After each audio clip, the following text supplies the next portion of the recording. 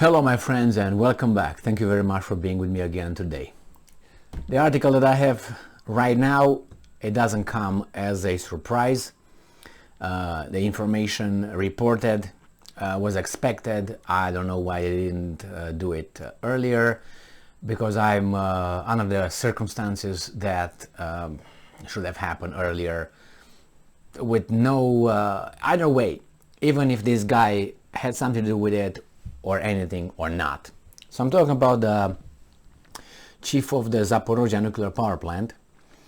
This article comes from Reuters, October 1st, 2022. Russian patrol detains head of Ukraine's Zaporizhzhya Nuclear Power Plant, Energoatom reports.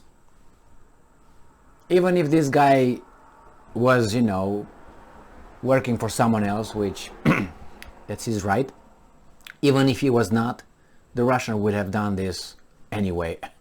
And they would probably substitute all these guys. They're going to just get them out and put their personnel, because they can't afford having information being leaked out of it and expose themselves to maybe some bad actions. A Russian patrol has detained the Director General of Ukraine's Russian-occupied... Did you hear? Ukraine's Russian-occupied Zaporizhzhya Nuclear Power Plant, the state-owned company in charge of the plant, said on Saturday. And the UN nuclear watchdog said it was seeking clarification. Well, the UN, you can stick your finger in your... and then in your... Alright. Ihor Murashov was detained on his way from the Zaporizhzhya Nuclear Power Plant, Europe's largest, to the town of Enerhodar at around 4 p.m. on Friday. The head of state-owned Energoatom, Petro Kotin, said in a statement, and I'm quoting, "He was taken out of the car with his eyes blindfolded. He was driven in an unknown direction," Kotin wrote on Telegram messaging app, adding there was no immediate word on Murashov's fate. He was taken out of the car and with his eyes blindfolded, he was driving in an unknown direction. Russia has not publicly commented on the issue. Kotin said he had appealed to the chief of the International Atomic Energy Agency, IAEA, Rafael Grossi, to take all possible immediate actions to urgently free Murashov. Well, it depends what Murashov did. You can't just free someone without knowing if he did something. If he did something, that maybe Murashov is no more, if you know what I mean. I don't know. First, we don't know who exactly detained this guy. You never know. I'm going to give you examples. Asked by Reuters for comment, a spokesperson for the IAEA said, and I'm quoting, "We have contacted Russian authorities and are requesting clarifications." End quote. The Zaporizhzhya plant has been a focal point of Russia's 7-month invasion of Ukraine, as Moscow and Kiev accused each other of shelling the facility, risking a nuclear disaster.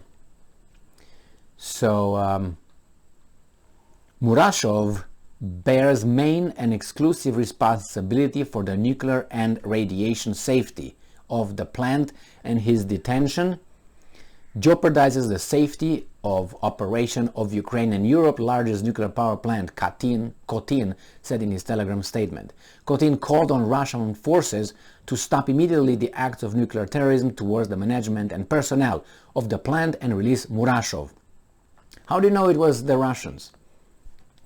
That's the first question that I ask. How do you know it was the Russians? And who witnessed the whole incident to see all that? Just that some people stop you with a vehicle and they might speak Russian in Ukraine, there's no surprise, and dressed maybe with certain uniforms, it doesn't mean anything in it means a lot, but not what you think it means, in war. First, how do you know these guys were Russians? That's the first question. Russians, Ukrainians, Americans, I don't think Americans, but anyway. Russians or others, let's put it this way. That's the first question. Okay, it was the Russians. Okay, why did they detain him? They want to eliminate him? In a war, they do like this. They put the person kneel over there, or they just use a little rocket or a bazooka and blow his car up. And then they blame it on the opposite forces. That's what they do. So why do you have to bother to get in this kind of situation, I wonder? Remember, and this is available and valid for any war that you fight, including Second World War and First World War, any war. One of the main, the pillar of an army is resources, okay? Material and human resources. So you don't play with that. You don't get involved in inefficient activities in a war. Because if you do that, that means you take those resources from somewhere where they're needed.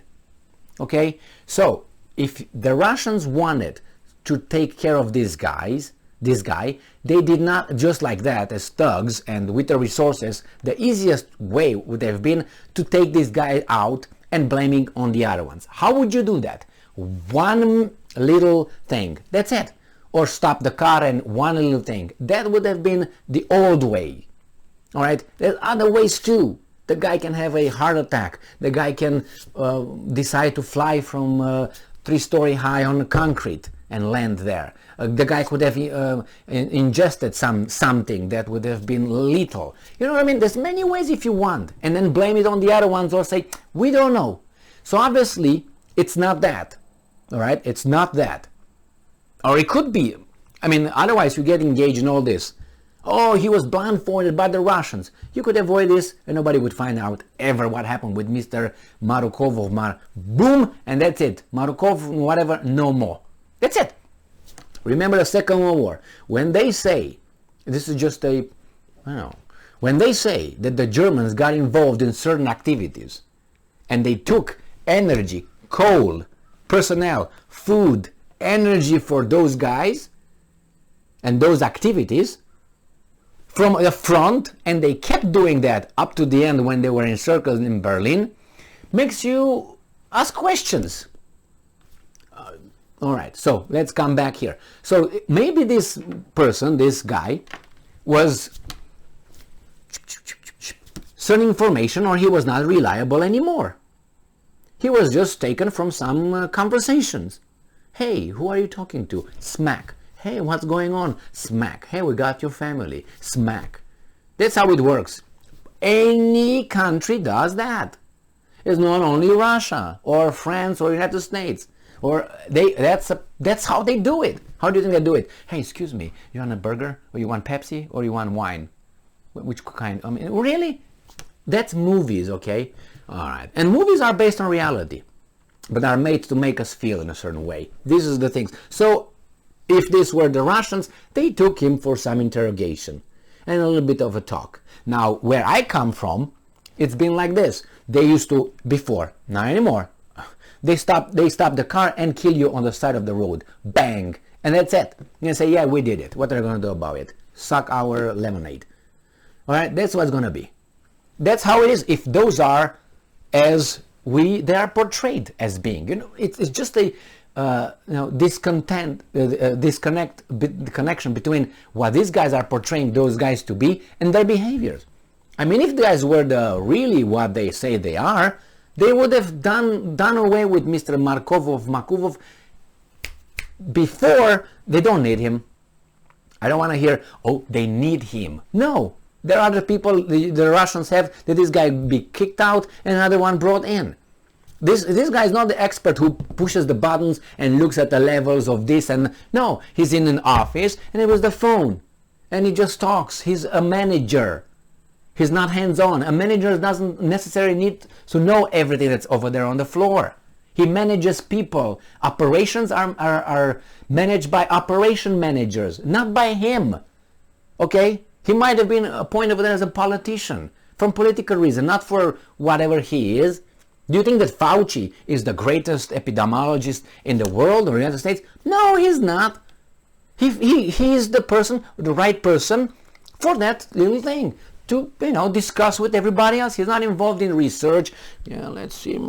Yeah, I think so. Yeah, I think we discovered the cure of cancer right here, man. And what? Yeah, what do you think? No, he's not. Maybe he's done that in his. No, maybe. Certainly he did that in the past. The same with this guy. Maybe not. He's just a point of connection between outside world and the functionality of this plant. There are other people, the experts are below him, and below him, and below him. Okay?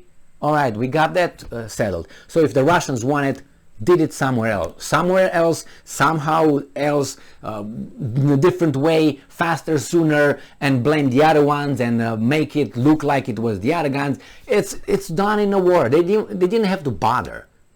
We're going to find out what happened. If we're going to hear from this guy again and he's going to be taught a lesson, or he's going to be replaced. The Russians can do it. It's under their authority now. They occupied it. It's under their control. They can do whatever they want. Fire the entire guys and bring their personnel. That works on the same thing in Russia. They work on the same thing, right? The thing was built by the Russians after all. So they're not like, oh my God, we don't know how to operate a plant. Really? That's for below 86 people. Oh no, without those, they need them. They don't need them. They do not need them. But unless they bother them, like probably Markuvov did, they're gonna let them function. Hey, I don't want to hear it. Just make it function. That's all I care. Make it operational. You start doing hanky-panky, we're gonna talk to you. Thank you very much for being with me again today. Stay strong, stay smart. Look for the truth and be just.